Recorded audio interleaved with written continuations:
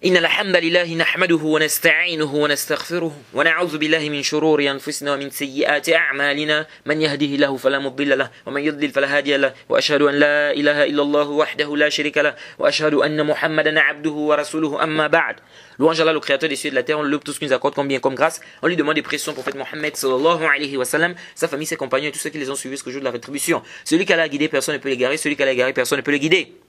Nous sommes toujours dans l'explication du sous le sunnah de l'imam Ahmed ibn Hanbal, rahimahullah ta'ala. L'imam Ahmed dit, وَالسُنَّةُ عِنْدَنَا آثَارُ رسول الله صلى الله عليه وسلم والسنة تفسر القرآن وهي دلائل القرآن وليس في السنة قياس ولا تضرب لها الأمثال ولا تدرك بالعقول ولا الأهواء وإنما هو الاتباع وترك الهوى. L'imam Ahmed dit, la sunna chez nous, ce sont les textes du messager d'Allah. Donc ce qui a été rapporté du messager d'Allah, sallallahu alayhi wa sallam. La sunna explique le Coran. Elle constitue les arguments du Coran. Elle constitue une éducation au Coran. Il n'y a pas d'analogie dans la sunna. On ne lui oppose pas des exemples. Donc tu n'apportes pas des comparaisons pour contredire la sunna. Elle ne se maîtrise guère. Elle ne se connaît guère par la raison ni la passion. Il nous incombe plutôt de la suivre et de délaisser les passions. Donc l'imam Ahmed, ici nous dit que la sunna, ce sont les textes du messager d'Allah, ce qui a été rapporté du messager d'Allah. Il dit la sunna explique le Coran. Jaïd. Alors vous devez savoir que la sunna est un argument. Nous avons 4 grandes preuves dans l'islam. Nous avons le Coran, nous avons la sunna, nous avons le ijma' et nous avons le qiyas. Nous avons le Coran, nous avons la sunna, nous avons le consensus, nous avons l'analogie. Ce sont des grandes preuves, les 4 grandes preuves dans l'islam. On va dire les 4 preuves dans l'islam. Le Coran, la sunna, le consensus et l'analogie. C'est vrai que les savants divergent. Quel est le consensus? Qui est un argument? Mais le consensus, les savants te disent que le consensus fait partie des arguments, des preuves. Le qiyas aussi est une preuve. L'analogie aussi est une preuve. Contrairement à Ibn Hazm. Le qiyas est une preuve. Donc la sunna est un argument. Allah subhanahu wa ta'ala dit, Surat 4 verset 59, فَإِن تَنَازَعْتُمْ فِي شَيْءٍ فَرُدُّوهُ إِلَى اللَّهِ وَالرَّسُولِ إِن كُنتُمْ تُؤْمِنُونَ بِاللَّهِ وَالْيَوْمِ الْآخِرِ. Allah subhanahu wa ta'ala dit, si vous divergez sur quoi que ce soit, renvoyez-le à Allah et à son messager si vous croyez en Allah et au jour dernier. Donc renvoyez-le à Allah, c'est-à-dire au Coran. Et à son messager, comme a dit le Cheikh Rabi', c'est-à-dire au prophète de son vivant et à la sunna du prophète après sa mort. Donc quand Allah subhanahu wa ta'ala dit de renvoyer la divergence à Allah et à son messager, c'est-à-dire au Coran et à la sunna du prophète Mohammed sallallahu alayhi wa sallam. Allah subhanahu wa ta'ala dit également, il dit au prophète de dire In kuntum tuhibbuna Allah fattabi'uni yuhibbukum Allah wa yaghfir lakum dhunubakum. Il dit au prophète de dire si vous aimez, il dit si vous aimez Allah, suivez-moi. Allah va vous aimer et il va vous pardonner vos péchés. Allah subhanahu wa ta'ala dit également dans Surat 4 verset 65 Fala wa rabbika la yu'minuna hatta yuhakkimuka fima shajara bainahum thumma la yajidu fi anfusihim harajan mimma qadayta wa yusallimu taslima. Allah subhanahu wa ta'ala dit, selon la traduction rapprochée, et ils ne seront pas croyants aussi longtemps qu'ils ne t'auront demandé, n'est-ce pas, de juger de leur dispute et qu'ils n'auront éprouvé nulle angoisse pour ce que tu auras décidé et qu'ils se soumettent complètement à ta sentence. Donc nous devons suivre la sunna du prophète Mohammed sallallahu alayhi wa sallam. Et l'imam Ahmed a dit ici wa sunnatu tufassiru al-Qur'ana wa hiya dalailu al-Qur'ani. Il a dit la sunna explique le Coran. Allah subhanahu wa ta'ala a dit وأنزلنا إليك الذكر لتبين للناس ما نزل إليهم ولعلهم يتفكرون. Surat 16 au verset 44. Allah subhanahu wa ta'ala dit, nous avons fait descendre vers toi le dhikr pour que tu exposes clairement aux gens ce qu'on a fait descendre pour eux et afin qu'ils réfléchissent. Pour que tu expliques aux gens ce qu'on a fait descendre vers eux. Et Makhul a dit, Makhul al-Shami, il dit, comme l'a rapporté Ibn Abd al-Barr dans Jami'u Bayan al-Ilmi wa Fadlihi, au tome 2 à la page 1194.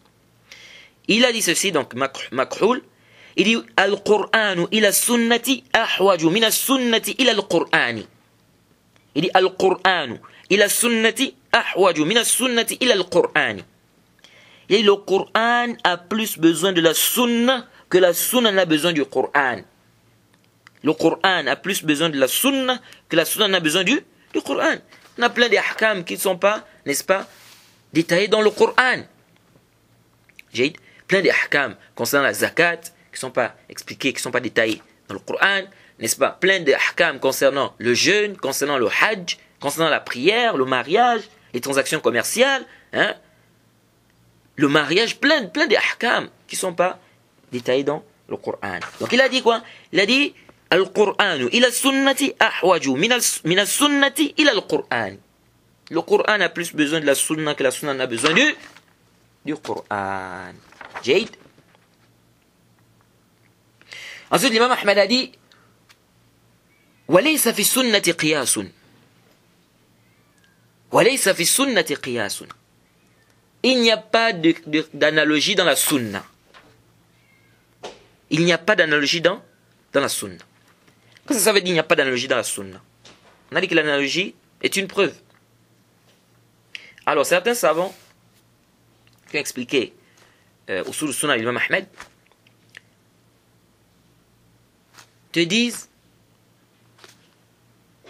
que l'imam Ahmed, quand il a dit il n'y a pas de qiyas dans il n'y a pas d'analogie dans la sunna, c'est-à-dire dans la croyance, dans l'i'tiqad. Il n'y a pas d'analogie à faire en ce qui concerne l'i'tiqad. Jaid. Et d'autres savants te disent que l'imam Ahmed n'a pas voulu ici l'analogie qui est correcte. Il n'a pas visé par là l'analogie qui est correcte. Donc l'analogie qui réunit les shurut, les piliers, etc., qui est correct, il n'y a pas de problème. C'est accepté. Mais le problème, c'est l'analogie qui vient contredire la sunna. Donc l'analogie qui vient contredire la sunna, ça c'est rejeté. Donc il est fi sunnati qiyas. Il n'y a pas d'analogie dans la sunna. Donc si l'analogie vient contredire la sunna, c'est rejeté. Jade. Mais l'analogie qui est correcte, qui a réuni les shurut, les piliers, etc. Est-ce que c'est rejeté? On dit non, c'est pas rejeté. On dit non, c'est pas rejeté. Donc, l'imam Ahmed ici n'est pas en train de rejeter l'analogie de manière absolue. Parce que l'analogie est une preuve. Mais si l'analogie vient contredire le nas, on dit l'analogie là est batil. Un exemple. Le prophète Mohammed sallallahu alayhi wa sallam a dit la nikaha illa biwali. Il n'y a pas de mariage sans tuteur. Ce hadith authentique.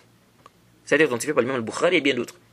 Et contrairement à ceux qui disent non, c'est daïf parce que ça a été rapporté mursal là-bas et l'autre a rapporté ça mawsoul. هذا الكلام غير صحيح. هذا الكلام غير صحيح. Le hadith, c'est un hadith authentique. Le va dire il n'y a pas de mariage sans tuteur. Les Ahnaf viennent, c'est les Hanafiya, ils disent une femme peut se marier sans tuteur. C'est quoi le dalil? Parmi les dalils qu'ils avancent, l'analogie. Quelle analogie? L'analogie du mariage avec la vente. Ils disent, comme la femme peut vendre sans la permission, sans l'autorisation de son tuteur, donc elle peut aussi se marier sans l'autorisation de son tuteur. On dit cette analogie est complètement batilun. Pourquoi l'analogie là est batil? Parce que ça vient contredire un texte. C'est pourquoi les savants de Usul te disent que si l'analogie, si ça vient faire يصادم النص إذا صادم النص فهو فاسد الاعتبار. Si l'analogie vient contredire un texte, c'est complète, l'analogie là devient nulle. La qiyas amam an-nas. Pas d'analogie à faire devant un texte. Le texte a dit ceci, Jay, toi tu ne dois pas venir dire le contraire en faisant quoi? L'analogie. Jay. Donc nous disons, si l'analogie vient contredire le texte, on dit quoi? On dit l'analogie est complètement nulle. On ne prend pas en compte cette analogie. Pourquoi? Parce que cette analogie vient contredire, ça vient contredire le texte. Jade. Ensuite, l'imam Ahmed a dit ولا تضرب لها الأمثال. Et on ne lui oppose pas des exemples. Des comparaisons, jamais des comparaisons pour contredire la sunna? On dit non. Donc lorsqu'on te cite les hadiths du prophète, c'est authentique, tu dois accepter cela. Tu dois croire en cela. Tu ne dois pas opposer, c'est-à-dire apporter des choses, des exemples, hein, des comparaisons pour contredire cela. Là. Alors, ça a été rapporté, c'est venu dans Tirmidhi. Ça a été rendu Hassan par le Cheikh Al-Albani, rahimahullah, qu'Abu Huraira a cité un hadith du prophète. Al-wudu mimma massatin nar. Hadith où le prophète Mohammed sallallahu alayhi wa sallam demande de faire les ablutions lorsqu'on a mangé quelque chose qui vient du feu. Et on a déjà parlé de cette question-là, je crois, dans le Duror, chapitre de la purification. Et on a même dit qu'en réalité, cette sentence n'est pas abrogée. Le fait de faire des ablutions lorsque tu as mangé quelque chose qui vient du feu. C'est pas abrogé, mais c'est pas obligatoire, c'est plus obligatoire. Parce que ceux qui ont dit que c'est abrogé sont appuyés sur l'acte du prophète.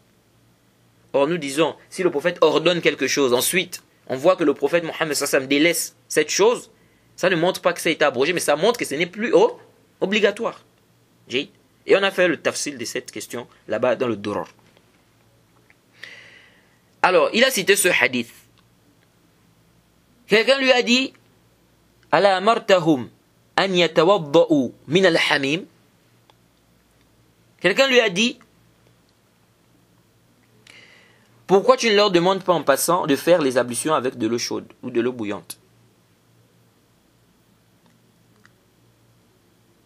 Donc, Abu Huraira a dit que le prophète a dit de faire les ablutions lorsqu'on mange quelque chose qui vient du feu. Lui il dit, tu ne leur ordonnes pas de faire aussi les ablutions avec de l'eau chaude une bonne fois. Qu'est-ce qu'Abu Huraira a dit? Il a dit, Ya ibn akhi, إذا حدثتك عن رسول الله صلى الله عليه وسلم بحديث فلا تضرب له الأمثال. Il dit, ô fils de mon frère, si je te cite ou si je te dis le prophète Mohammed sallallahu alayhi wa sallam a dit, n'essaie pas de faire des comparaisons, hein, ou n'essaie pas de lui opposer des exemples, apporter des choses, des analogies pour contredire cela, pour rejeter cela. Donc Abu Huraira ici met en garde. Il dit, si je t'ai dit le prophète a dit, il ne faut pas faire des comparaisons ou bien amener des choses, des analogies ou bien des choses, des exemples pour vouloir contredire, pour vouloir rejeter ou contredire la parole du prophète Mohammed sallallahu alayhi wa sallam.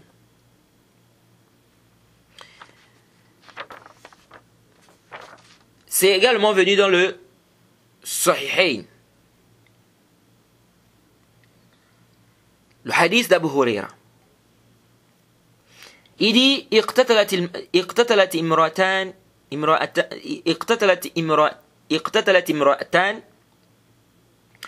هذيل. اقتتلت امرأتان من هذيل. فرمت إحداهما الأخرى فقتلتها وما في بطنها.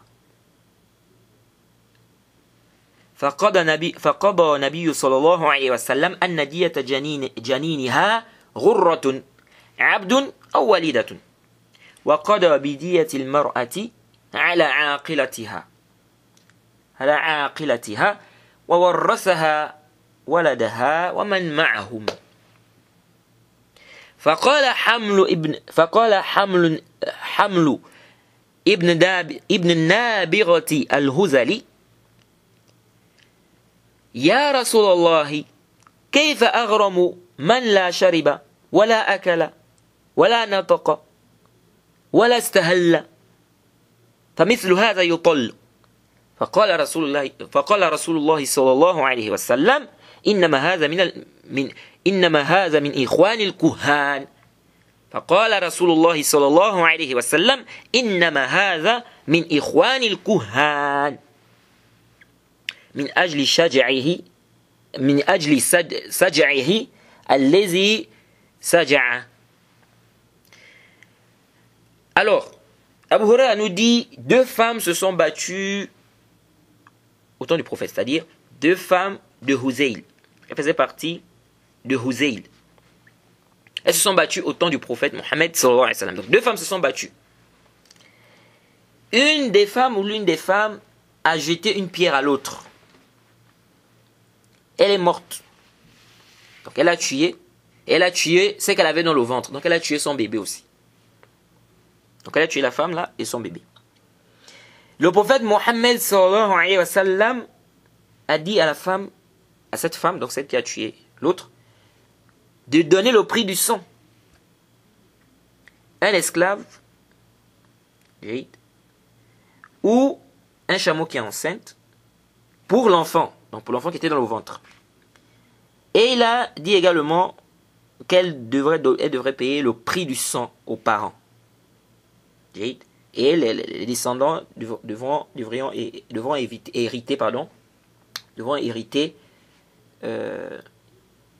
hériter cela, hériter cet argent-là. Et ceux qui étaient avec eux. Alors Haml ibn Nabira a dit quoi? Il a dit,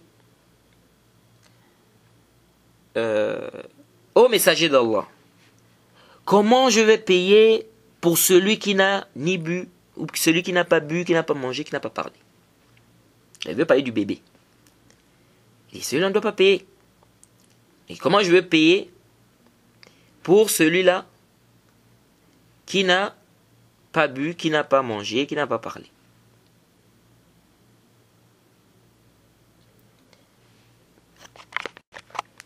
On avait déjà vu dans le chapitre de la loi du talion. On a vu que les parents sont les parents qui doivent payer. Quand quelqu'un a fait, par exemple, quelqu'un a tué une personne, quelqu'un a fait, comment on peut dire, un meurtre involontaire, ce sont les parents de la personne qui doivent payer. Donc ils vont cotiser, ils vont donner l'argent. Et on avait dit, contrairement à celui qui a fait un meurtre volontaire, c'est lui-même qui doit payer. C'est-à-dire que les parents vont l'aider. Les parents vont payer, les parents vont l'aider, n'est-ce pas, à payer la dia. Donc lui, il a dit, Haml ibn Nabira a dit, ô messager d'Allah, comment je vais payer pour celui qui n'a ni bu, ni mangé, ni parlé? Celui-là, on ne doit pas payer. Le prophète Mohammed sallallahu alayhi wa sallam a dit quoi? Il a dit, ça c'est un des frères des Kuhan. Les Kuhan, c'est-à-dire comment ils appellent, les voyants, ou les charlatans, ou comment on dit, comme certains disent, les vendeurs d'illusions. À cause de quoi? De ses rimes. Parce que quand il a parlé, il a fait, il a dit des paroles qui étaient un peu rimées. Il a dit la shariba, wala akala, wala nataqa, wala stahalla.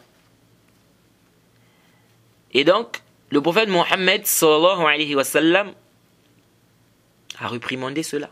Il a réprimandé son comportement. Le prophète a dit que cette femme doit donner la dia. Donc celle-là qui a tué l'autre. Lui il dit, ô messager d'Allah, comment je vais payer pour celui qui n'a ni bu, ni mangé, ni parlé? Le prophète a réprimandé cela.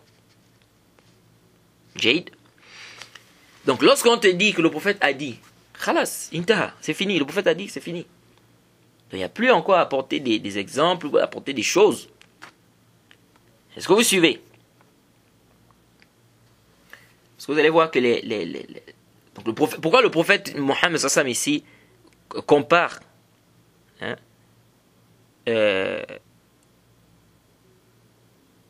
compare le haml ici au kuhan? Parce que vous savez, les kuhan, souvent ils apportent des paroles bien agencées, des paroles bien rimées, pour tromper les gens, pour attirer les gens. C'est pourquoi certains disent les vendeurs d'illusions.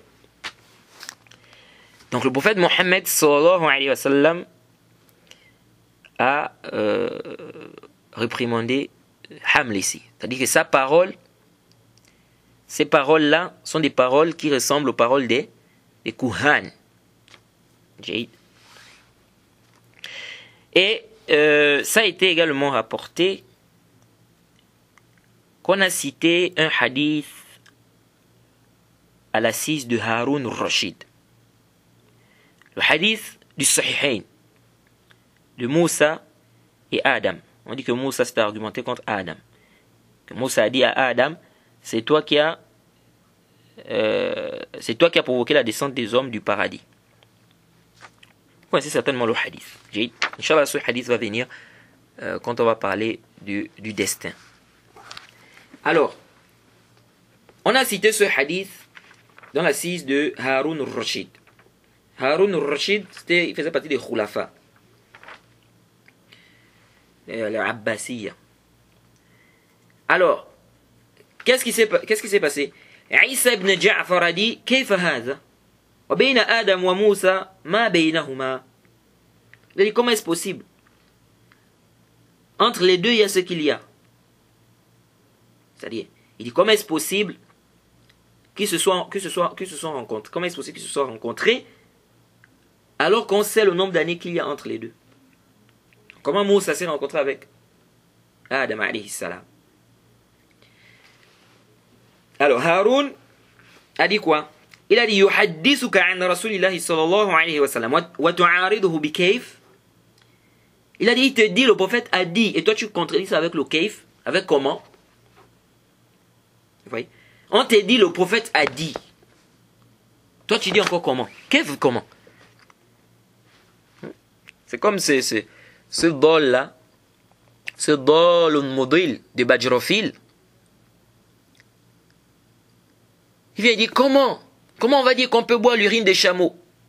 Le prophète Mohammed sallallahu alayhi wa sallam dans le Sahih al-Bukhari a autorisé de consommer l'urine des chameaux. Ou de boire l'urine des chameaux. Par rapport à certaines maladies. Et c'est prouvé que l'urine de chameau a un impact positif sur certaines maladies. Donc le hadith dans Sahih al-Bukhari. Lui il vient et dit non, comment on va consommer l'urine des chameaux? Donc il vient rejeter le nos, il vient rejeter un texte qui est authentique. Zay Shams. Il vient rejeter ce texte-là. Par quoi? Par son aql, sa raison. On te dit, le prophète a dit ceci sur le châtiment de la tombe. Le prophète a dit cela concernant le châtiment de la tombe. Toi tu viens, tu dis, mais quand on va dans les cimetières, on ne voit pas comment les gens sont châtiés. Mais tu veux voir ça pourquoi? Et pourquoi tu veux faire une comparaison entre ce qui est dans le barzakh, la vie du barzakh, avec la vie du dunya, ce qu'on voit ici, dans le dunya. Donc tu veux rejeter des textes qui sont rapportés, c'est-à-dire des textes qui sont rapportés à caractère, des textes à caractère notoire. Plein de textes sont venus concernant le châtiment de la tombe. Tu veux rejeter ça? Par quoi? Par cet exemple-là. Non, mais on va souvent dans les cimetières et on ne voit pas comment les gens sont châtiés. Les gens, tout ça, c'est barbé. Et le iman bil ghaib, tu mets ça où? Al-iman bil ghaib, tu mets ça où? La croyance au monde invisible. Tu le crois également au monde invisible? Donc tu ne crois qu'en ce que tu vois. Tu dis tu crois en Allah, tu as vu Allah. Donc ça fait partie de la foi aussi. On te dit que voilà ce qui se passe quand quelqu'un meurt, etc., etc. Le prophète, des textes authentiques viennent. Le prophète te dit cela, tu dois croire en cela. Et non pas contredire cela avec des exemples, des analogies, des choses. Hein? Donc on se doit d'accepter les textes. Et l'imam Sawabouni, on a notation à cette parole, donc ce qui s'est passé dans l'assise de Haroun al-Rashid. Il a dit quoi? Dans Aqidat al-Salaf wa Ashab al-Hadith, il a dit هكذا ينبغي للمرء أن يعظم أخبار الرسول هكذا ينبغي للمرء أن يعظم أخبار رسول الله صلى الله عليه وسلم ويقابلها بالقبول والتسليم والتصديق وينكر أشد الإنكار على من يسلك فيها غير هذا الطريق الذي سلكه هارون الرشيد مع من يعترض على الخبر الصحيح الذي سمعه بكيف على الطريق الإنكار له. Il a dit c'est comme ça que voilà comment doit se comporter celui-là.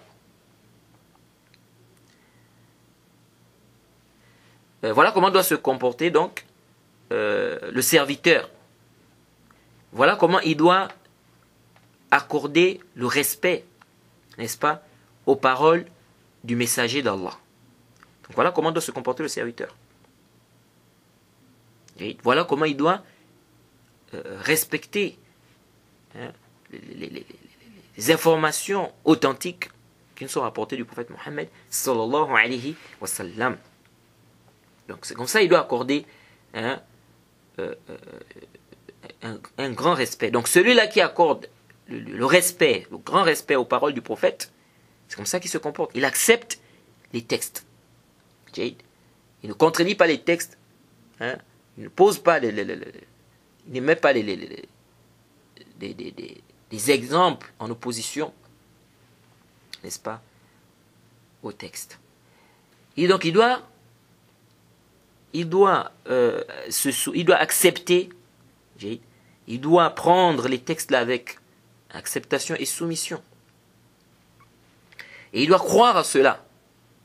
Il dit, et il doit fortement réprimander celui-là qui va employer une voie autre que la voie qui a été employée par Haroun Rashid ici.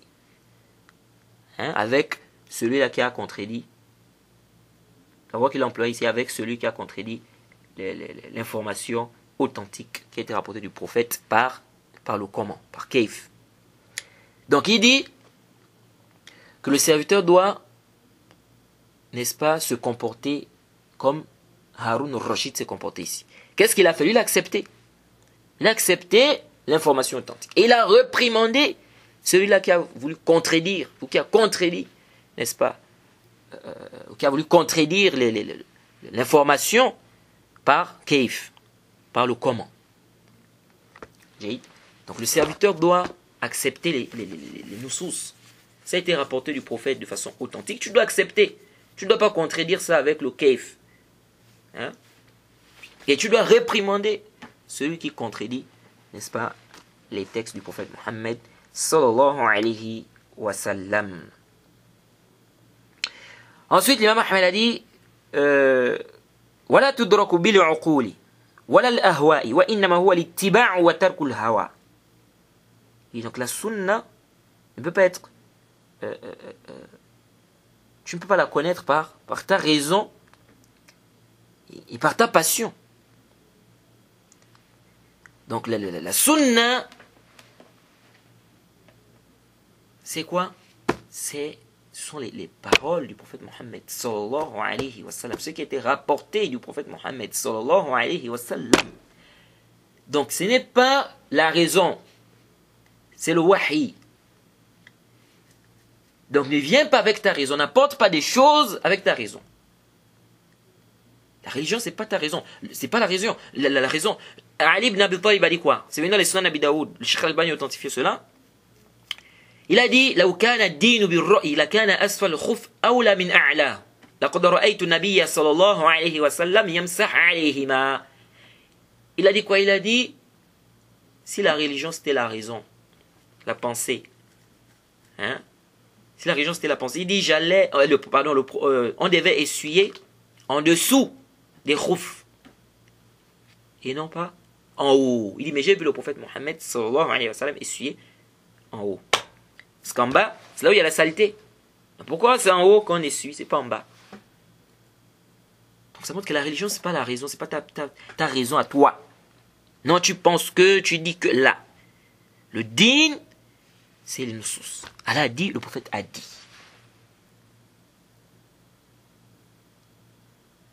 Donc c'est pas par la raison que tu vas, n'est-ce pas, connaître la sunna. Jade. Alors, il y a des gens qui utilisent la raison dans le dîn. Nous disons, la raison est un moyen. C'est un moyen pour comprendre. Ça t'aide à comprendre. Si tu n'as pas de raison, qu'est-ce que tu vas comprendre? Tu ne vas rien comprendre. On n'a pas dit que quelqu'un ne doit pas utiliser sa raison pour comprendre les textes. C'est pourquoi le Cheikh Rabi' dit, tu as un texte devant toi, il dit, utilise ta raison pour comprendre. Mais attention, ce qu'on réprimande, c'est quoi? C'est de rejeter les textes par la raison. Et utiliser la raison pour rejeter les textes. Là, on dit non. Donc, quand on dit le prophète Mohammed sallallahu alayhi wa sallam a dit ceci concernant le châtiment de la tombe. Toi, tu rejettes ça par la raison. Là, on dit non. C'est ce qu'on réprimande. Donc, on n'a pas dit qu'on ne doit pas réfléchir. Parce que les gens qui disent non, ils disent, utilisez votre raison. Ne soyez pas comme ceux-là. C'est ceux qui se disent salafis, bien les salafis là. Non, nous, on n'a pas dit qu'il ne faut pas réfléchir. Mais utiliser la raison pour rejeter les textes, ou bien faire le taqdim du aql sur le naql, là on dit non. C'est ce qu'on réprimande. C'est ce qu'on réprimande. Jade. Donc n'apporte pas des sentences par ton aql, tu apportes des choses par ton aql. Hein? Comme ceux que, comment il s'appelle? Abdul Majid. Hein? Il a fait il a eu à dire dans sa, il a dit dans une de ses, dans l'un de ses débats, il dit, nous les musulmans, nous disons que Bouddha est un véritable messager d'Allah. Mais c'est après la venue de Bouddha que les gens ont dénaturé les enseignements laissés, n'est-ce pas, par Bouddha. Nous disons, où est le dalil, où est la preuve que Bouddha est un messager d'Allah? La preuve de ça, c'est où? Aïna dalil, c'est où la preuve de ça? Allah subhanahu wa ta'ala nous a dit qu'il nous a parlé de certains messagers. Il y a d'autres messagers dont il ne nous a pas parlé. Pour affirmer que tel est messager, il faut un dalil. Pour dire que tel était un messager, il faut une preuve. Où est la preuve que Bouddha faisait partie des messagers? Le dalil de ça est où? Aïna dalil. Et on avait refuté cela dans le chapitre du djihad. Et j'avais même dit la moindre des choses qu'on puisse dire, c'est peut-être. On ne peut pas affirmer que c'était un messager. Et j'ai même fait des recherches après. Je suis tombé sur la fatwa du Lajnatu Da'ima. Ils ont dit, Bouddha était un kafir, c'était un philosophe. Lajnatu Da'ima, le comité permanent des grands savants d'Arabie Saoudite. Ils ont dit quoi? Ils ont dit, Bouddha c'était un kafir, c'était un philosophe. Et ils ont même dit, celui qui croit que c'était un prophète, c'est un kafir.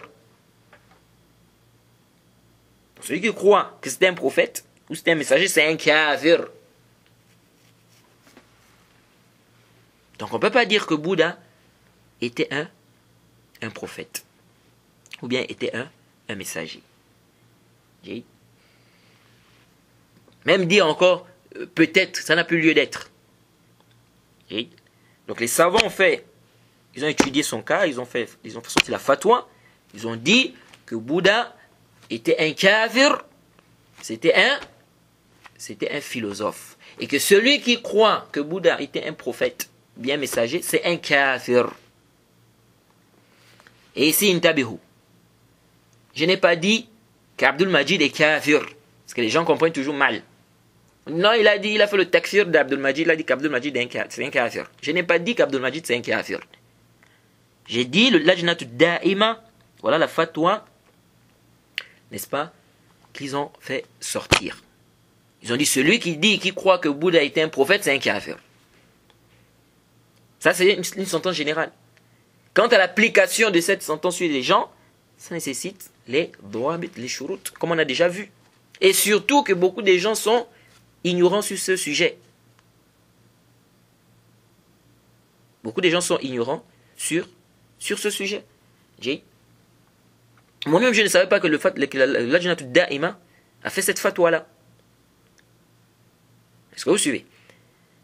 Donc, beaucoup de gens, vous allez voir des musulmans qui croient que Bouddha c'est un prophète, c'est un messager. Parmi les messagers. Donc, il faut bien comprendre ce qu'on est en train de dire.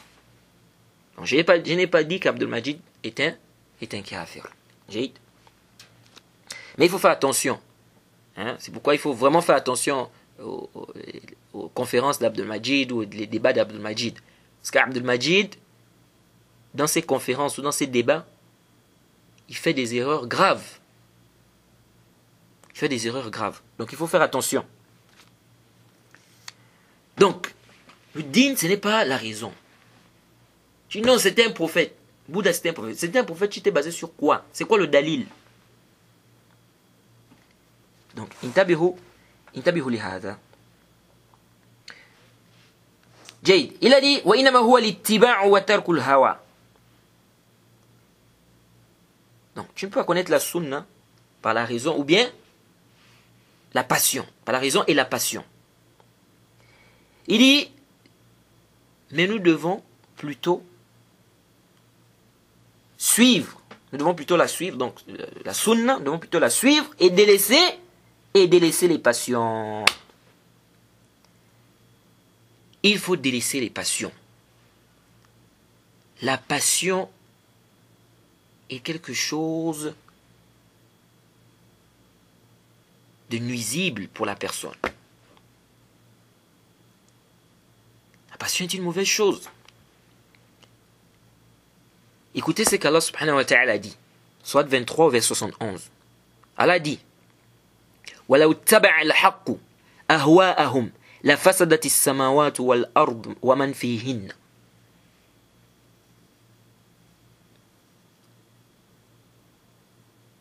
وَلَوْ اتَّبَعَ الْحَقُّ أَهْوَاءَهُمْ لَفَسَدَتِ السَّمَاوَاتُ وَالْأَرْضُ وَمَنْ فِيهِنَّ. Allah subhanahu wa ta'ala dit sur la traduction rapprochée, si la vérité était conforme à leur passion, les cieux et la terre et ceux qui s'y trouvent seraient certes corrompus. Vous avez compris ça? Si la vérité était conforme à leur passion, les cieux et la terre et ceux qui s'y trouvent seraient certes corrompus. C'est-à-dire même les cieux et la terre seraient corrompus. Si la passion était si la vérité était en conformité avec leur passion, ou était conforme à leur passion, ça nous montre le danger de la passion. Allah subhanahu wa ta'ala dit les cieux et la terre seraient corrompus. Et Allah subhanahu wa ta'ala dit à son prophète لَإِنِ اتَّبَعْتَ أَهْوَاءَهُمْ مِنْ بَعْدِ مَا جَاءَكَ مِنَ الْعِلْمِ إِنَّكَ إِذًا لَمِنَ الظَّالِمِينَ. Surat Baqarah verset 145. Il dit si tu suis leur passion, après ce que tu as reçu comme science, tu seras certes parmi les injustes. Beaucoup de gens se sont égarés à cause de la passion. La passion empêche les gens d'accepter le haqq, d'accepter la vérité. Allah subhanahu wa ta'ala dit Ya Daoud, surat 38 au verset 26. Ya Daoud, inna ja'alnaka khalifatan fil ard. Fahkum bayna an-nas bil haqq. Wa la tattabi' al-hawa.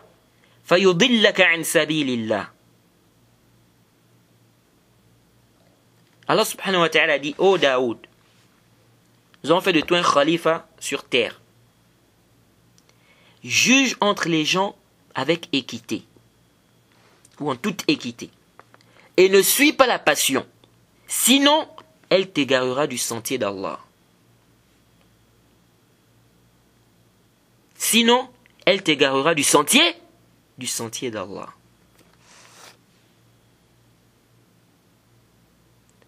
Donc la passion égare les gens. Des gens sont sortis de l'islam à cause de la passion. Quelqu'un a dit,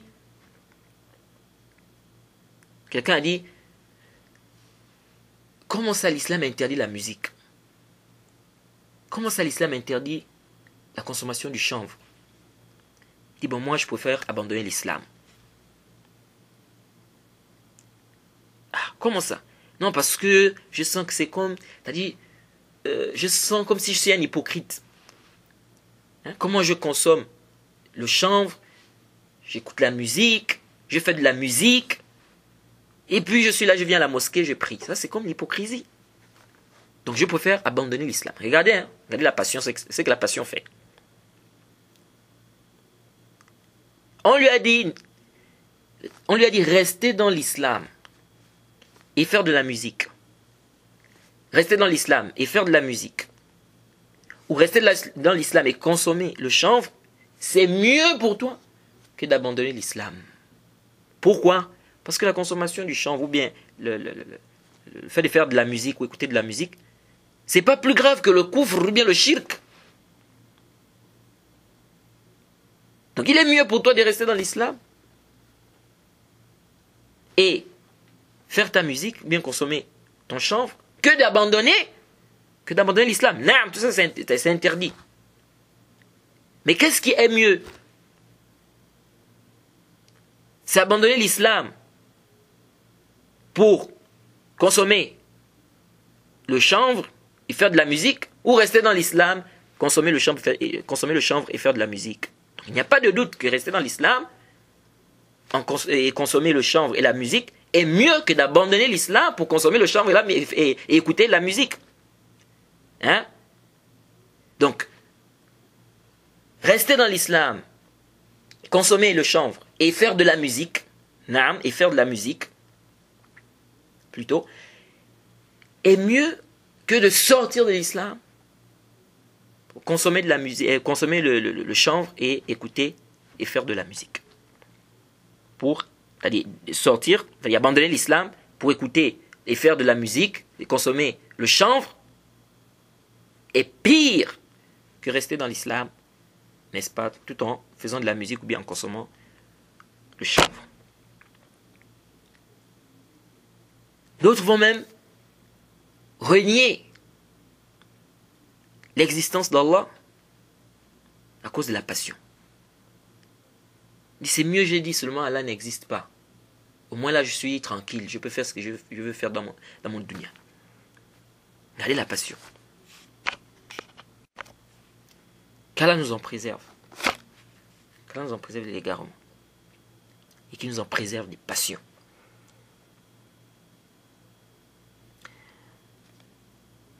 Et Allah subhanahu wa ta'ala a dit فَإِنْ لَمْ يَسْتَجِيبُوا لَكَ فَاعْلَمْ أَنَّمَا يَتَّبِعُونَ أَهْوَاءَهُمْ. Il a dit à son prophète, s'ils ne te répondent pas, sache qu'ils suivent leur passion. Donc si tu refuses de suivre le prophète, on dit ce que tu suis, c'est la passion, il n'y a pas de doute. Jade, tu refuses de suivre le prophète Mohammed sallallahu alayhi wa sallam, on dit tu es en train de suivre la passion, il n'y a pas autre chose. Et Allah a dit, as-tu vu celui qui fait de sa passion sa divinité? Donc il y a des gens qui font de leur passion leur divinité. Donc on doit combattre, on doit vraiment faire des efforts pour, n'est-ce pas, combattre la passion. Jade, c'est vrai que c'est pas facile, mais celui qui s'efforce, qui combat sa passion, il aura quoi? Il aura une grande récompense. Allah subhanahu wa ta'ala a dit quoi? Allah a dit, Sourate 79 au verset 40, وَأَمَّا مَنْ خَافَ مَقَامَ رَبِّهِ وَنَهَى النَّفْسَ عَنِ الْهَوَى فَإِنَّ الْجَنَّةَ هِيَ الْمَأْوَى. Allah subhanahu wa ta'ala a dit, et pour celui qui aura redouté de comparaître devant son Seigneur et préserver son âme de la passion, le paradis sera alors son refuge. Le paradis sera alors son refuge. Donc on doit combattre, n'est-ce pas, la passion. Alors, on a dit que la sunna est un argument. Nous devons suivre la sunna du prophète Mohammed sallallahu alayhi wa sallam. Contrairement aux Qur'aniyoun, ceux qui disent qu'on ne doit pas suivre la sunna, on doit seulement suivre le Coran. Donc la sunna n'est pas un argument. Il n'y a pas de doute que cette parole est complètement bordée. Et celui qui renie la sunna complètement, celui qui renie la sunna a renié le Coran. Parce que le Coran nous demande de suivre la sunna du prophète Mohammed sallallahu alayhi wa sallam. Alors je vais vous citer ici des preuves qui montrent l'obligation de suivre la sunna. Ensuite on va citer les ambiguïtés qu'avancent les Qur'aniyoun pour dire qu'on ne doit pas suivre la sunna. Et on va refuter cela, Inch'Allah.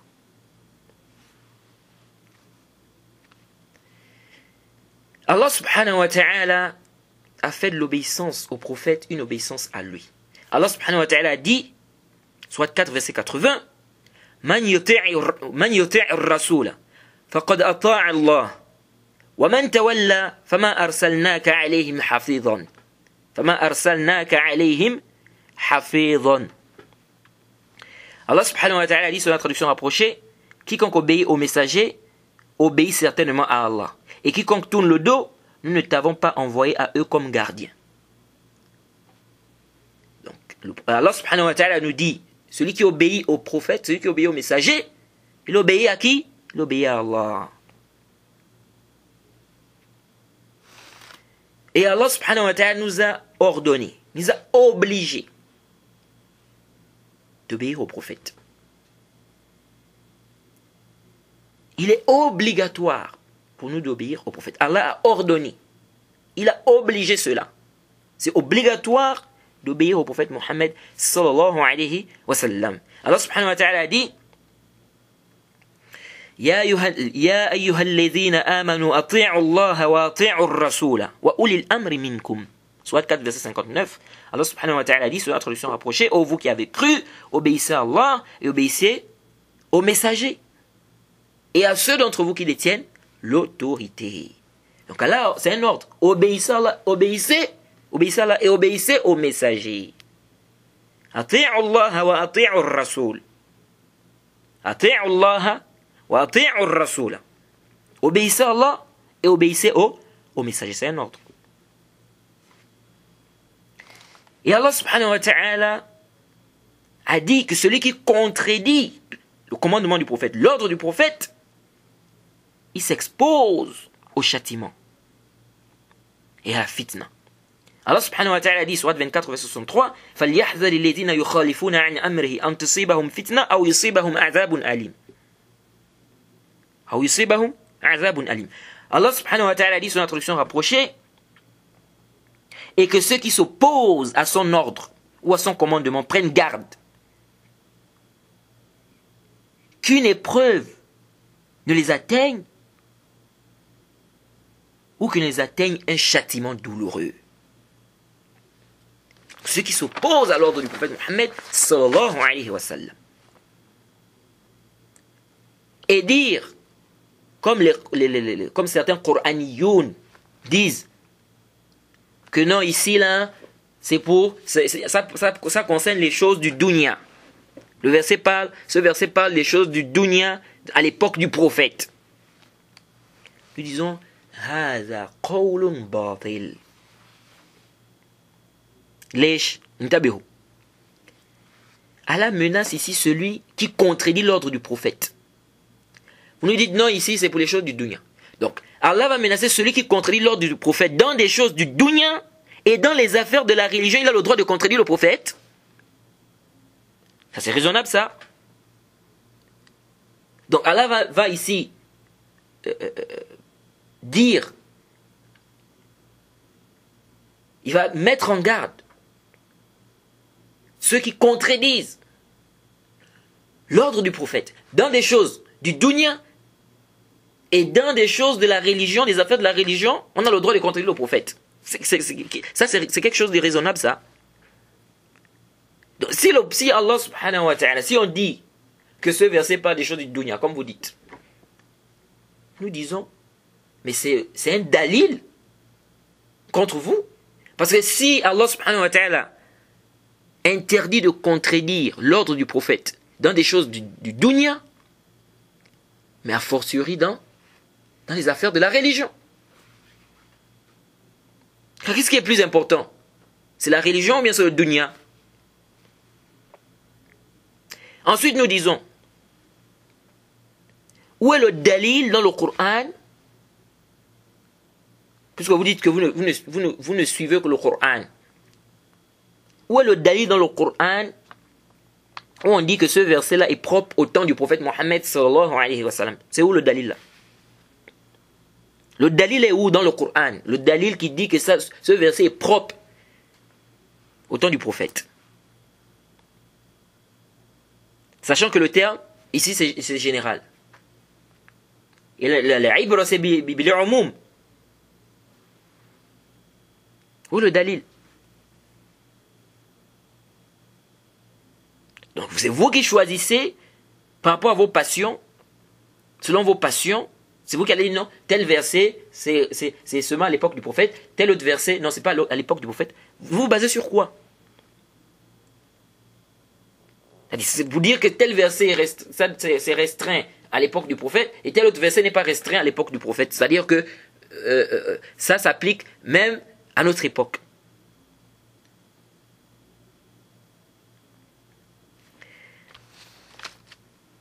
Donc, ce verset est clair. Donc, ce que vous apportez là ne tient absolument pas. Allah nous a demandé de se soumettre à la sentence du prophète. C'est obligatoire. Il est obligatoire de se soumettre à la sentence du prophète. Allah subhanahu wa ta'ala dit فَلَا وَرَبِّكَ لَا يُؤْمِنُونَ حَتَّى يُحَكِّمُوكَ فِيمَا شَجَرَ بَيْنَهُمْ ثُمَّ لَا يَجِدُوا فِي أَنفُسِهِمْ حَرَجًا مِمَّا قَضَيْتَ وَيُسَلِّمُوا تَسْلِيمًا. Surat 4 au verset 65. Non, par ton Seigneur, ils ne seront pas croyants aussi longtemps qu'ils ne t'auront demandé de juger de leurs disputes et qu'ils n'auront éprouvé nulle angoisse pour ce que tu auras décidé et qui se soumettent complètement à ta sentence.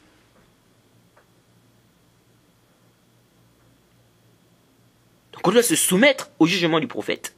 Si la sunna n'était pas un argument, Allah devait simplement dire jusqu'à ce qu'ils n'auront pas jugé de leurs disputes par le Coran ou par ce livre. Sans faire mention du prophète ici. Donc pourquoi il fait mention du prophète? Ça montre aisément et ça montre clairement que la sunna est un argument. Ça montre clairement que les paroles du prophète Mohammed sallallahu alayhi wa sallam sont des arguments. Parmi les preuves qui montrent l'obligation de suivre la sunna, l'obligation de renvoyer les discussions à Allah et à son messager. C'est-à-dire le verset qui dit de renvoyer les discussions à Allah et à son messager. Allah subhanahu wa ta'ala dit quoi? Surat 4 verset 59. فَإِن تَنَازَعْتُمْ فِي شَيْءٍ فَرُدُّوهُ إِلَى اللَّهِ وَالرَّسُولِ إِن كُنتُمْ تُؤْمِنُونَ بِاللَّهِ وَالْيَوْمِ الْآخِرِ. Si vous divergez sur quoi que ce soit, renvoyez-le à Allah et à son messager si vous croyez en Allah et au jour dernier. Si vous discutez, vous divergez, vous disputez sur quoi que ce soit, renvoyez-le à Allah et à son messager. Si vous croyez en Allah et au jour dernier. À Allah comment? On renvoie ça à Allah comment? On va monter vers le ciel? Non, qui dit ça? Vers Allah, c'est-à-dire, renvoyer ça à Allah, c'est-à-dire le Coran. Et renvoyer ça au prophète comment? Le prophète est déjà mort. On va à sa tombe. Hein, lorsqu'on a un problème, une divergence, on va à sa tombe et puis on lui pose des questions. Qui dit ça? Donc ici, c'est clair que ce qui est voulu, c'est la sunna. Et c'est pas la peine de dire non, ça c'était à l'époque du prophète. Aujourd'hui, non. Nous disons ça, c'est batilun wa min abtal batil. Ça, c'est faux, c'est nul, ça a rejeté avec la toute dernière énergie.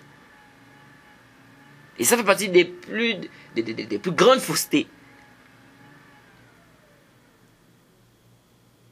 Parce que ça veut dire qu'Allah subhanahu wa ta'ala ordonne aux compagnons de revenir vers le prophète lorsqu'il y a une dispute, lorsqu'il y a une divergence. Et nous qui sommes venus après les compagnons, si on trouve les jugements du prophète, ou les jugements que le prophète a laissés, on ne doit pas suivre ça. On doit contredire cela. Ça c'est complètement batil. Disons ça c'est seulement à l'époque du prophète.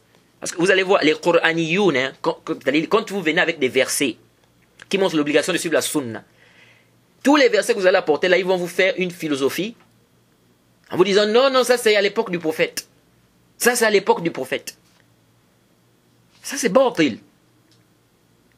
Parce que comment Allah ordonne aux compagnons de renvoyer les divergences, n'est-ce pas, au prophète Mohammed sallallahu alayhi wa sallam, et nous qui venons après, Jade, après les compagnons, nous qui sommes venus après les compagnons du prophète Mohammed sallallahu alayhi wa sallam, on trouve les jugements du prophète sur des questions, on dit qu'on doit contredire ça. Donc ça c'est clair que c'est complètement batil, c'est-à-dire de dire que ça c'est restreint au temps du prophète Mohammed sallallahu alayhi wa sallam. Parmi les preuves qui montrent également le suivi, l'obligation de suivre la sunna, c'est-à-dire qui montrent que la sunna, c'est pas un argument, le verset 44 de la sourate 16. Allah subhanahu wa ta'ala dit wa anzalna ilayka adh-dhikra litubayyina lin-nasi ma nuzzila ilayhim. Allah dit nous avons fait descendre vers toi le dhikr afin que tu expliques aux gens ce qu'on a fait descendre pour eux. Ou afin que tu exposes clairement aux gens ce qu'on a fait descendre pour eux. Nous demandons à ces Qur'aniyoun, où le prophète a-t-il éclairci aux gens? Où le prophète a expliqué? Le prophète a expliqué où? Parce que Allah subhanahu wa ta'ala dit wa anzalna ilayka adh-dhikra litubayyina lin-nasi, afin que tu expliques, afin que tu exposes clairement aux gens ma nuzzila ilayhim, ce qu'on a fait descendre pour eux. On vous pose la question, le prophète a éclairci, il a expliqué où? Si c'est dans le Coran, si vous dites c'est dans le Coran, on n'a pas besoin alors de dire pour que tu expliques, parce que c'est déjà dans le Coran, c'est déjà expliqué. C'est déjà expliqué dans le Coran. Comment Allah dit encore au prophète pour qu'il explique, pour qu'il expose clairement? C'est déjà là, c'est déjà exposé clairement dans le Coran. Khalas. Donc si c'est déjà dans le Coran, on n'a pas besoin de dire encore au prophète وَأَنزَلْنَا إِلَيْكَ الذِّكْرَ لِتُبَيِّنَ لِلنَّاسِ مَا نُزِّلَ إِلَيْهِمْ. Jade. Donc ça montre ici, ce dalil montre clairement que la sunna est une preuve et qu'Allah subhanahu wa ta'ala demande de suivre la sunna.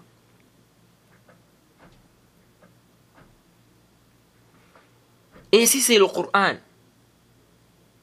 si c'est dans le Coran, ça veut dire qu'on n'a plus, c'est-à-dire si c'est éclairci dans le Coran, comme vous le passez, ils disent quoi? Ils disent qu'on n'a même pas besoin de faire des explications du Coran. Vous savez ça? Les Qur'aniyoun te disent, on n'a pas besoin d'expliquer le Coran. Le Coran est déjà clair. Comme on va voir les arguments qu'ils avancent, parce qu'ils citent certains versets du Coran pour justifier cette parole batil là. On dit, si le Coran est déjà expliqué, c'est déjà clair, c'est déjà détaillé, parce qu'ils n'ont plus besoin d'expliquer. Et vous allez voir, hein, c'est ajib. Ils vont te dire, on n'a pas besoin d'expliquer le Coran, Donc tout ce que tu peux amener comme hadith là, il te dit non, on n'a pas besoin de ça. Le Coran est déjà clair. Tout est déjà expliqué dans le Coran. Mais tu vas voir, quand tu discutes avec lui, pendant près d'une heure, c'est lui qui ne fait que faire des explications. Pendant près d'une heure, il te fait des explications du Coran. Tu apportes un verset, tu dis non, le verset, le sens, c'est pas ça. Tu apportes un verset, tu dis non, le sens, c'est pas ça. Tu apportes un verset. Mais toutes ces explications-là, tu as eu ça où? Tu as dit on ne doit pas expliquer le Coran? On ne doit pas expliquer le Coran. Pourquoi alors tu apportes ces explications-là? Tu as eu ça où? Vous voyez? Donc si le Coran était déjà, tout était expliqué dans le Coran, comme vous dites, pourquoi Allah dit au prophète, litubayyina linnas, pour que tu expliques aux gens? Il explique quoi aux gens alors que c'est déjà expliqué, c'est déjà détaillé, c'est déjà clair? Et Allah subhanahu wa ta'ala dit وَمَا يَنْطِقُ عَنِ الْهَوَى إِنْ هُوَ إِلَّا وَحْيٌ يُوحَى. Il ne prononce rien sur l'effet de la passion. Mais c'est une révélation. C'est pourquoi disons que la sunna est une révélation. La sunna également est une révélation. Hassan ibn Atiyya a dit quoi? Il a dit كان جبريل ينزل على رسول الله صلى الله عليه وسلم بالسنة كما ينزل عليه بالقرآن يعلمه إياها كما يعلمه القرآن. Il dit, que c'est Hassan ibn Atiyah qui faisait partie des Tabi'in, il dit Jibril descendait avec la sunna comme il descendait avec le Coran. Il enseignait ça au prophète. Il enseignait la sunna au prophète comme il enseignait le Coran. Donc Jibril descendait également avec la sunna. C'est pourquoi, dans plusieurs hadiths, vous verrez que quand on pose la question, dans certains hadiths, on pose la question au prophète sur certaines choses, il ne répond pas, il attend. Il attend quoi? Il attend la révélation. Quand la révélation arrive, il dit qui a posé la question sur telle chose, il donne la sentence. Donc la sunna également est une révélation. La sunna est une révélation. Allah subhanahu wa ta'ala dit, surat 24, verset 51, إنما كان قول المؤمنين إذا دعوا إلى الله وإلى رسوله ليحكم بينهم أن يقولوا سمعنا وأطعنا وأولئك هم المفلحون. Allah subhanahu wa ta'ala dit, sur une traduction rapprochée, la seule parole des croyants quand on les appelle vers Allah et son messager pour que celui-ci, n'est-ce pas, juge parmi eux est nous avons entendu et nous avons obéi et voilà ceux qui réussissent. La seule parole des croyants quand on les appelle vers Allah et son messager pour que ceux-ci jugent parmi eux, ils disent quoi? Nous avons entendu et nous avons obéi et voilà ceux qui réussissent. Ici là, Allah a dit, quand on les appelle vers Allah, c'est-à-dire on va monter, les gens vont monter, ils vont chercher à aller au ciel. Non, vers Allah, c'est-à-dire le Coran. Et vers son messager. Vers son messager, si c'est toujours le Coran, c'est toujours le Coran. Est-ce que vers son messager ici, c'est le Coran Bardou? Si c'était encore le Coran, ça veut dire que c'est une répétition. C'est-à-dire si on dit que ça c'est encore le Coran, c'est une répétition alors. Est-ce que vous suivez? C'est une répétition. Et si, ici, là, quand on dit et son messager, c'est toujours le Coran, Allah subhanahu wa ta'ala devait simplement dire vers Allah, c'est tout. Quand on les appelle, vers Allah, c'est tout. Il ne devait pas ajouter et son messager. Puisque si vous dites et son messager, c'est toujours le Coran. Donc c'est comme si c'est une répétition, c'est-à-dire comme si on disait, quand on les appelle vers le Coran et le Coran.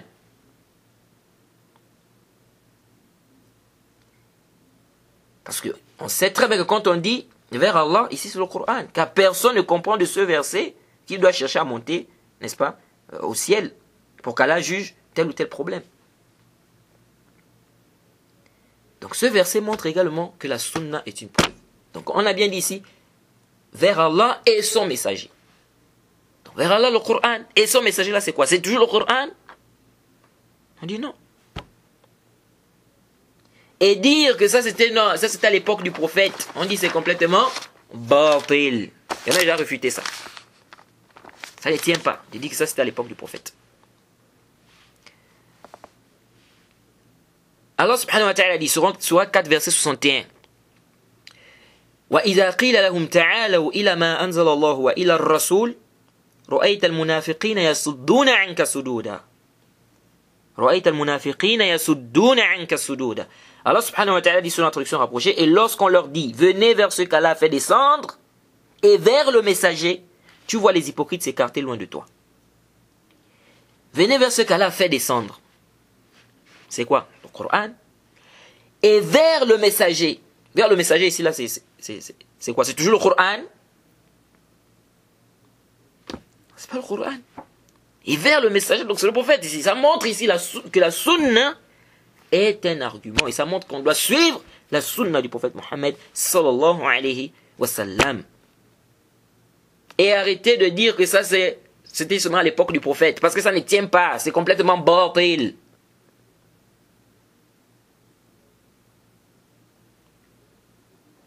C'est comme je vous ai dit, tous les versets que vous allez citer à ces gens-là, les Qur'aniyoun, vont vous dire non, ça c'est à l'époque du prophète. Comment ça va être à l'époque du prophète? Et comment, c'est-à-dire c'est étonnant ça.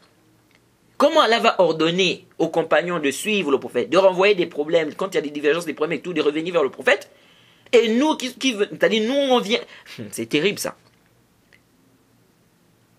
Nous qui venons après les compagnons, on trouve les jugements du prophète Mohammed sallallahu alayhi wa sallam, on doit contredire ça. C'est normal ça. C'est terrible, hein. Voilà, c'est ça, là, quand on suit la passion, c'est ça. On apporte des argumentaires qui ne tiennent absolument pas.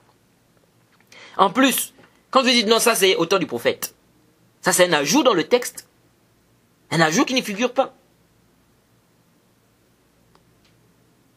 C'est où le dalil dans le Coran où c'est dit que c'est pour ça c'est restreint au temps du prophète.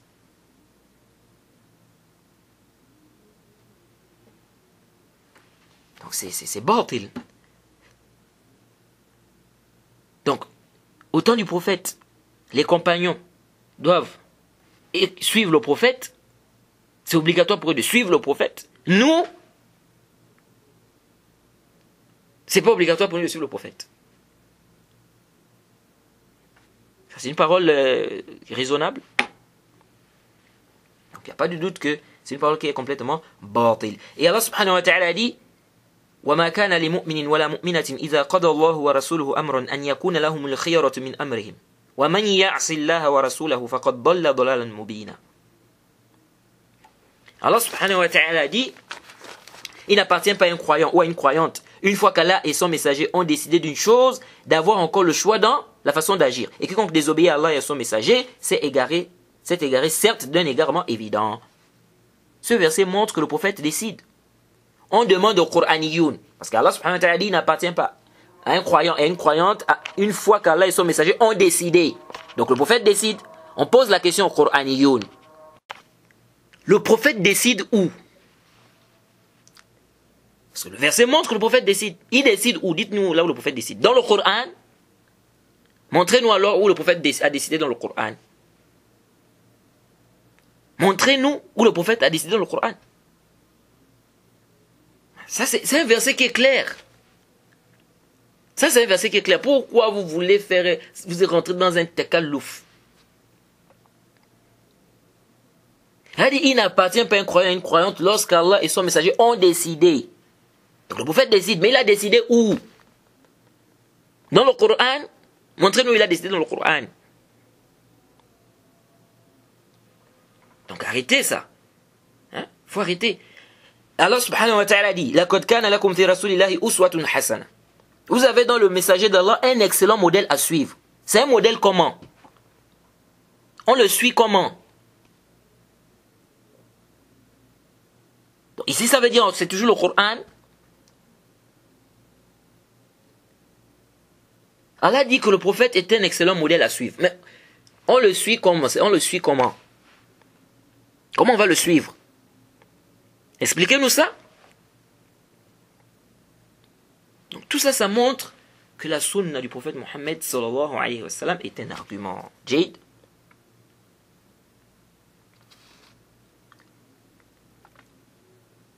Donc tous ces versets-là que nous avions cités nous montrent que la sunna est un argument. Et que nous devons suivre la sunna du prophète Mohammed sallallahu alayhi wa sallam. Maintenant ici là, je tiens à rappeler un point. Certaines personnes, quand elles discutent avec des Qur'aniyoun, elles viennent avec des hadiths. Et parmi les preuves qui montrent que la sunna est un argument, le hadith du prophète Mohammed sallallahu alayhi wa sallam qui a été rapporté par l'imam Bukhari, le hadith du prophète Mohammed qui a été rapporté par l'imam Muslim, le hadith du prophète Mohammed sallallahu alayhi wa sallam qui a été rapporté par l'imam Abi Daoud, Tirmizi, Nasai ibn Majah, ibn Khuzayma, etc. Mais justement, c'est là le débat. C'est argumenté. Quand tu débats avec eux, tu cites des hadiths, parce que c'est justement là le débat. Le débat c'est ça, il va te dire, mais qu'est-ce qui prouve déjà que cette parole est un argument? Il prouve d'abord que ça c'est un argument. Si le prophète a dit dans tel hadith, il te dit que tout ce qui est hadith là, il n'est pas là-dedans. Que tout ça c'est faux. Que ce qu'on doit suivre seulement c'est le Coran. Donc tous les hadiths que tu es en train de citer, il n'est pas avec toi.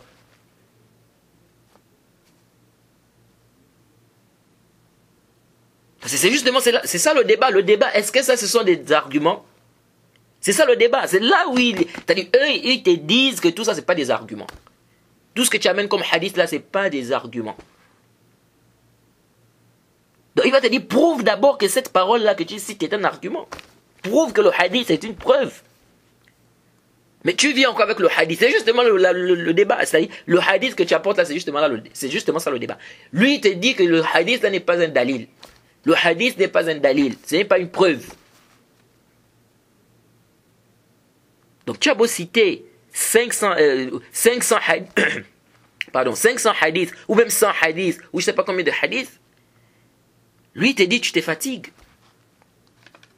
Lui, il te dit quoi? Tu te fatigues. Donc, le mieux lorsque vous faites des débats avec ces gens, ou lorsque vous discutez avec ces gens-là, même si je ne conseille pas les gens de discuter avec eux, sauf vraiment quelqu'un qui a vraiment du ilm, qui connaît bien sa aqida, etc. Parce que c'est des gens, ils sont dangereux. Je vous dis, ils sont très dangereux.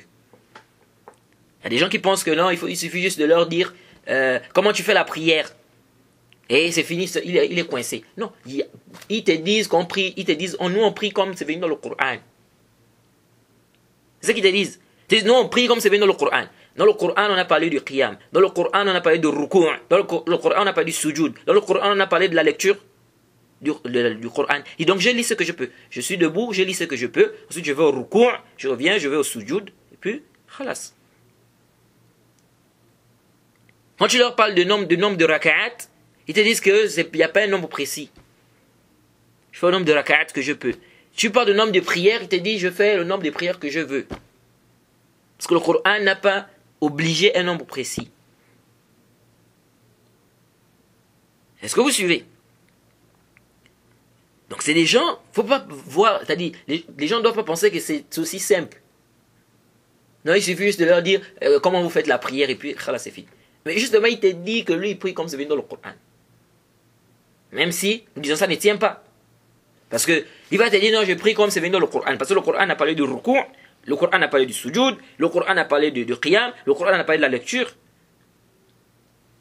Nous disons, non, le Coran a parlé du sujud, le Coran a parlé du ruku', le Coran a parlé du qiyam, le Coran a parlé de la lecture. Mais la chronologie là, tu as eu ça où dans le Coran? C'est où tu as eu cette chronologie-là? Du qiyam, tu es debout, tu récites le Coran, ensuite tu vas au ruku', ensuite tu reviens, ensuite tu vas au sujud. La chronologie là, tu as eu ça où? Où tu as vu dans le Coran quand tu as dit, tu te mets debout, tu lis, ensuite le ruku', après le ruku' tu reviens, après tu repars, tu vas maintenant au sujud, ensuite tu reviens. C'est où cette chronologie-là? C'est où dans le Coran? Donc vous voyez bien que c'est des gens qui suivent des passions et qui sont vraiment dans le bolal. Donc il faut faire attention, ces gens-là sont dangereux. Donc les gens qui, quand ils font des débats avec les Qur'aniyoun, ils viennent avec des hadiths pour prouver que la sunna est un argument, ça c'est vraiment fihi nazar. Fihi nazar. Parce que justement c'est là le débat. Lui il te dit que la sunna n'est pas un dalil. La sunna n'est pas un argument, la sunna n'est pas une preuve. Qu'on ne doit pas suivre la sunna. C'est seulement le Coran qu'on doit suivre. Donc tu as beau citer des hadiths, il va te dire que tu te fatigues. Donc ça c'est important pour nous de comprendre cela. Donc, le mieux, tu cites des arguments dans lesquels vous êtes tous d'accord d'abord. Donc ils t'ont dit qu'eux ils ne suivent que le Coran. Mais le Coran demande de suivre le prophète. Le Coran oblige de suivre le prophète. Le Coran mentionne le suivi de la sunna.